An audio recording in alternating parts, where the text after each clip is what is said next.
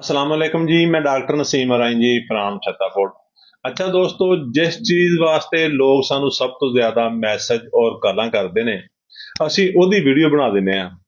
ਅਗਰ ਉਸ ਵੀਡੀਓ ਨੂੰ ਪਹਿਲੇ ਅਸੀਂ ਬਣਾਇਆ ਵੀ ਹੋਵੇ ਤੇ ਲੋਕਾਂ ਦੀ ਡਿਮਾਂਡ ਤੇ ਲੋਕ ਕਹਿੰਦੇ ਜੀ ਸਾਨੂੰ ਮਿਲ ਨਹੀਂ ਰਹੀ ਤੇ ਦੁਬਾਰਾ ਵੀਡੀਓ ਬਣਾਓ, ਅਸੀਂ ਦੁਬਾਰਾ ਵੀ ਬਣਾ ਦਿੰਦੇ ਆ। ਸਾਡੀ ਅੱਜ ਦੀ ਜਿਹੜੀ ਰੈਮਡੀ ਆ ਨਾ, ਕਾਲੀ ਫਾਸ, ਇਹਦੇ ਬਾਰੇ ਬਹੁਤ ਸਾਰੇ ਲੋਕਾਂ ਨੇ ਮੈਸੇਜ ਕੀਤੇ ਔਰ ਡਾਕਟਰ ਸਾਹਿਬ ਕਮਜ਼ੋਰੀ ਦੀ ਦਵਾਈ ਦੱਸੋ।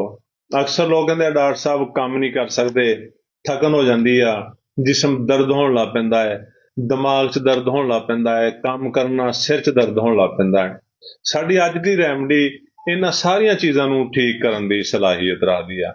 ਕਮਜ਼ੋਰੀ ਕਿਸੇ ਕਿਸਮ ਦੀ ਹੋਵੇ, ਅਸਾਬੀ ਕਮਜ਼ੋਰੀ ਹੋਵੇ, ਦਿਮਾਗੀ ਕਮਜ਼ੋਰੀ ਹੋਵੇ, ਬੰਦੇ ਦਾ ਜ਼ਿਹਨ ਨਾ ਪੂਰਾ ਕੰਮ ਕਰਦਾ ਹੋਵੇ, ਕਾਲੀ ਫਾਸ ਨੂੰ ਠੀਕ ਕਰ ਸਕਦੀ ਆ।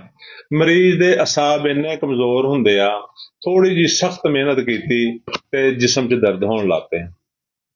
ਜਦੋਂ ਤੁਸੀਂ ਕਾਲੀ ਫਾਸ ਖਾਓਗੇ ਫਿਰ ਤੁਸੀਂ ਬੇਸ਼ੱਕ ਜਿੰਨੀ ਮਰਜ਼ੀ ਮਿਹਨਤ ਕਰੋ, ਸਖਤ ਤੋਂ ਸਖਤ ਕੰਮ ਕਰੋਗੇ, ਲੇਕਿਨ ਤੁਹਾਡੇ ਅਸਾਬ 'ਚ ਪੱਠਿਆਂ 'ਚ ਦਰਦ ਨਹੀਂ ਹੋਏਗਾ। ਯਾਦਦਾਸ਼ਤ ਬੰਦੇ ਦੀ ਕਮਜ਼ੋਰ ਹੋ ਜਾਂਦੀ ਆ। ਕਾਲੀ ਫਾਸ ਦੇ ਜਿਹੜੇ ਮਰੀਜ਼ ਆ ਉਹਨਾਂ ਦੀ ਯਾਦਦਾਸ਼ਤ ਕਾਫੀ ਹੱਦ ਤੱਕ ਕਮਜ਼ੋਰ ਹੋ ਚੁੱਕੀ ਹੁੰਦੀ ਆ। ਫਿਕਰੋ ਗਮ ਦੇ ਵਿੱਚ ਘਿਰੇ ਹੋਏ ਲੋਕ ਹੁੰਦੇ ਆ, ਪਰੇਸ਼ਾਨ ਰਹਿੰਦੇ ਆ, ਪਰੇਸ਼ਾਨੀਆਂ ਦਾ ਸਾਹਮਣਾ ਕਰ ਕਰਕੇ ਉਹਨਾਂ ਦਾ ਦਿਮਾਗ ਕੰਮ ਨਹੀਂ ਕਰਦਾ, ਜਜ਼ਬਾਤੀ ਲੋਕ ਹੁੰਦੇ ਆ ਔਰ ਥਕਾਵਟ ਬਹੁਤ ਜ਼ਿਆਦਾ ਹੁੰਦੀ ਆ। ਸਕੂਲਾਂ ਕਾਲਜਾਂ 'ਚ ਪੜ੍ਹਨ ਵਾਲੇ ਸਟੂਡੈਂਟ ਹੱਦ ਤੋਂ ਜ਼ਿਆਦਾ ਥਕਾਵਟ ਦਾ ਸ਼ਿਕਾਰ ਹੁੰਦੇ ਆ। ਦਿਮਾਗੀ ਮਿਹਨਤ ਕਰਨ ਨਾਲ ਦਿਮਾਗ 'ਚ ਦਰਦ ਹੋਣ ਲੱਗ ਪੈਂਦਾ ਹੈ, ਪੜ੍ਹਨ ਨਾਲ ਉਹਨਾਂ ਦੇ ਜਿਸਮ 'ਚ, ਉਹਨਾਂ ਦੇ ਦਿਮਾਗ 'ਚ ਦਰਦ ਹੋਣ ਲੱਗ ਪੈਂਦਾ ਹੈ। ਯਾਨੀ ਦਿਮਾਗੀ ਮਿਹਨਤ ਨਹੀਂ ਕਰ ਸਕਦੇ ਸਟੂਡੈਂਟ, ਲੋਕ ਪੜ੍ਹ ਨਹੀਂ ਸਕਦੇ ਔਰ ਜਿਵੇਂ ਹੀ ਪੜ੍ਹਦੇ ਆ ਉਹਨਾਂ ਦਾ ਸਿਰ ਦਰਦ। ਨੌਜਵਾਨ ਬੱਚੀਆਂ ਸਕੂਲ ਕਾਲਜ ਪੜ੍ਹਨ ਵਾਲੀਆਂ, ਦਰਸ 'ਚ ਪੜ੍ਹਨ ਵਾਲੀਆਂ, ਜਿਵੇਂ ਹੀ ਉਹ ਪੜ੍ਹਨਾ ਸ਼ੁਰੂ ਕਰਦੀਆਂ ਉਹਨਾਂ ਦੇ ਸਿਰ 'ਚ ਦਰਦ ਹੋਣਾ ਸ਼ੁਰੂ ਹੋ ਜਾਂਦਾ ਹੈ, ਉਹਨਾਂ ਦੀਆਂ ਅੱਖਾਂ 'ਚ ਦਰਦ ਹੋਣਾ ਸ਼ੁਰੂ ਹੋ ਜਾਂਦਾ ਹੈ।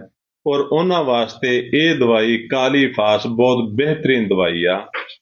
ਤੇ ਦੋਸਤੋ, ਕਰਨਾ ਕੀ ਹੈ, ਕਾਲੀ ਫਾਸ ਨੂੰ ਕਿਵੇਂ ਇਸਤੇਮਾਲ ਕਰਨਾ ਹੈ ਔਰ ਕਿਸ ਤਾਕਤ 'ਚ ਇਸਤੇਮਾਲ ਕਰਨਾ ਹੈ। ਕਾਲੀ ਫਾਸ ਨੂੰ 30 ਤਾਕਤ 'ਚ ਲੈਣਾ ਹੈ। 5 ਕਤਰੇ 2 ਘੁੱਟ ਪਾਣੀ 'ਚ ਪਾ ਕੇ ਦਿਨ 'ਚ ਇੱਕ ਦਫਾ ਪੀਣੇ ਆ ਔਰ ਇਸ ਦਵਾਈ ਨੂੰ ਤੁਸੀਂ 15 ਤੋਂ 20 ਦਿਨ ਕੰਟੀਨਿਊ ਕਰਨਾ ਹੈ।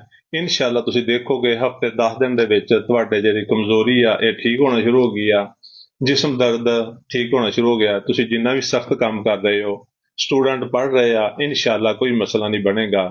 ਤੇ ਕਾਲੀ ਫਾਸ 30 5 ਕਤਰੇ ਰੋਜ਼ਾਨਾ, ਦਿਨ 'ਚ ਇੱਕ ਦਫਾ, ਥੋੜਾ ਜਿਹਾ ਲੰਬਾ ਅਰਸਾ ਇਸਤੇਮਾਲ ਕਰੋ ਤਾਂ ਕਿ ਮੁਕੰਮਲ ਤੌਰ ਤੇ ਠੀਕ ਹੋ ਸਕੋ, ਤੁਹਾਡੀ ਯਾਦਦਾਸ਼ਤ ਠੀਕ ਹੋ ਜਾਵੇ, ਤੁਹਾਡੇ ਅਸਾਬ ਠੀਕ ਹੋ ਜਾਣ।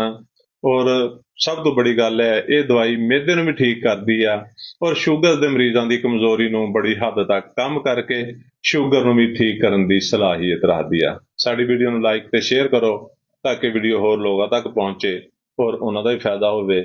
ਸ਼ੁਕਰੀਆ। ਅੱਲਾਹ ਹਾਫਿਜ਼।